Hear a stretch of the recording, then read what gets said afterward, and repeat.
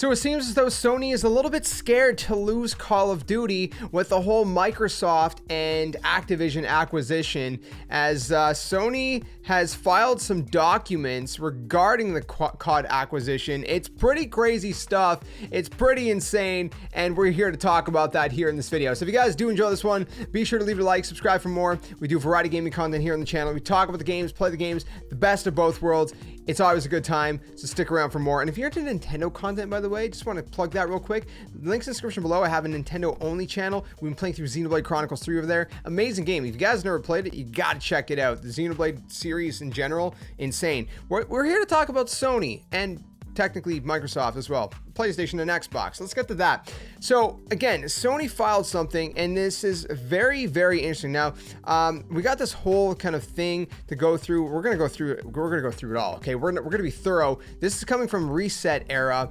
I'm not gonna waste any time because it's long.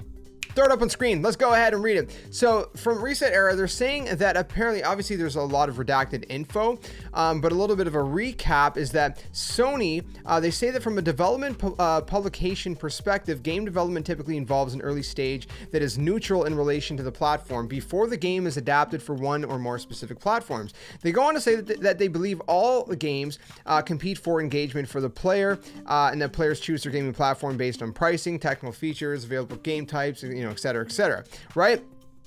Beyond that, they say that there are a few barriers to entry in game development and publishing for PC, and they go on to say that only one developer can create a quote-unquote indie game and distribute it online, but creating a high-end AAA game like Activision's Call of Duty requires a budget of hundreds of millions of dollars and thousands of employees.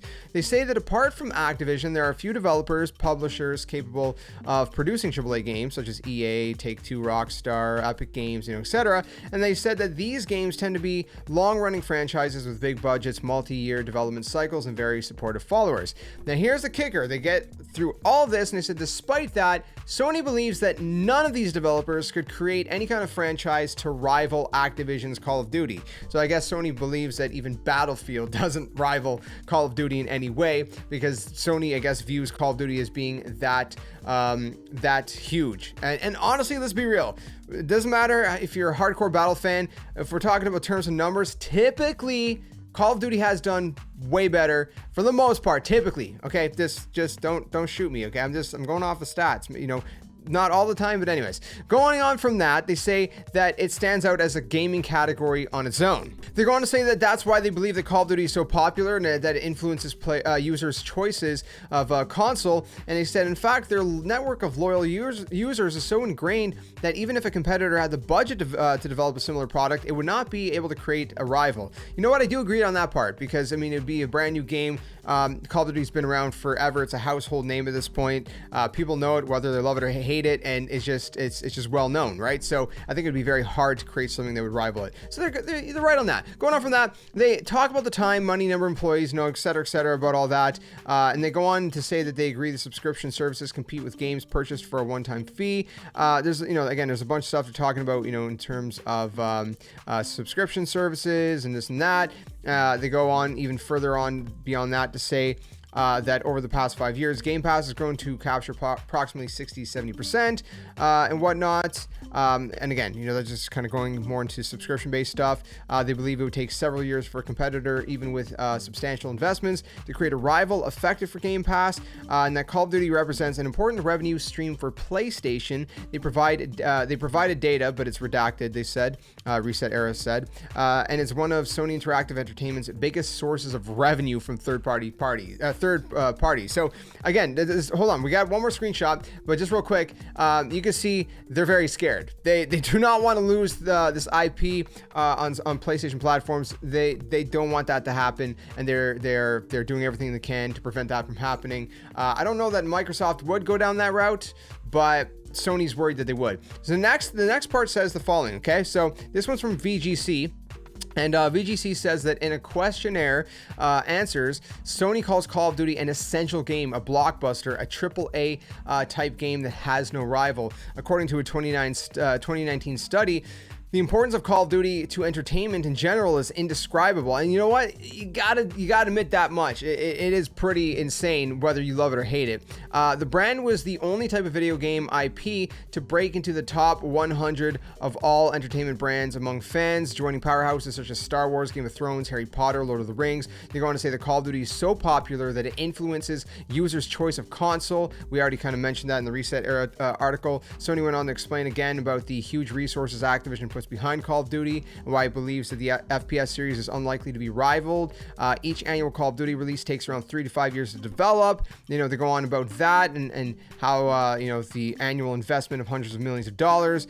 They said how many people work on these. Again, it's just kind of restating similar to what we already read in the Reset Era one, and also gives plans to recruit 2,000 additional developers by 2021.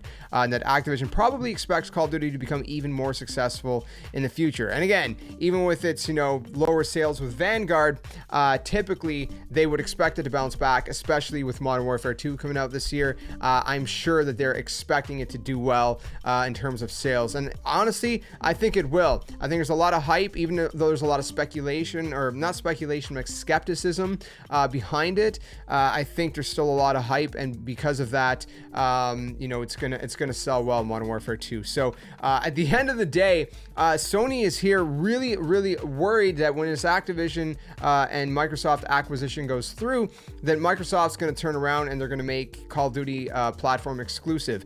Will they do that? I don't know, because in a sense, I don't know if I'm right to say this, you can correct me if I'm wrong, but I would assume that if Microsoft owns Call of Duty, even if the Call of Duty games are selling on PlayStation, because Microsoft now owns Activision, would not Microsoft be earning a chunk of revenue by selling those games on PlayStation? And here's the thing though, right? That from the Microsoft's perspective, you say, well, yeah, but it might sell more consoles. And then if it sells more Xbox consoles because it's exclusive to Xbox, then at that point, people will buy other Xbox games, and that'll increase Microsoft's revenue. To an extent, it depends how much of the sales they would be, what percentage of the PlayStation sales of Call of Duty games would be going to Microsoft, because in the long run, there's still going to be a massive amount of people that are just not going to buy an Xbox because they're just a PlayStation player, and that's just where they're going to stay. They're not going to move, from that console and from that, system, if you will, because that's where all their friends are. That's just where they're comfortable. They don't really care to own an Xbox. So I think there's still a lot of people that wouldn't buy an Xbox, and I think at the end of the day, you would have more. Again, it depends on the percentage of sales, like how much of the $70-$80 price tag on a Call of Duty game that is selling on PlayStation would Microsoft get if they're the ones that own the game. Do you know what I mean? Kind of like how PlayStation owns the rights to MLB, but they've allowed it to be on other platforms like Nintendo Switch and Xbox, right? And so when you boot up the game on those platforms, on those consoles, which is kind of funny, it says PlayStation Studios when the game's booting up. So same thing with that scenario, right? How much is PlayStation getting, from the revenue of sales from that game on other consoles? Do you know what I'm getting at? That's where my train of thought is. So even if Microsoft could make it exclusive, and again, if the acquisition goes through, I mean, technically they could. Would they? I don't know that they would. I don't know if it'd be their best route.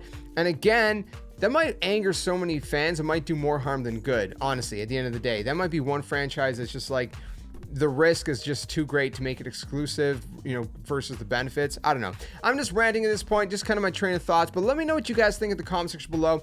What do you think of all this? Do you think Microsoft would actually make this exclusive Call of Duty if the acquisition goes through?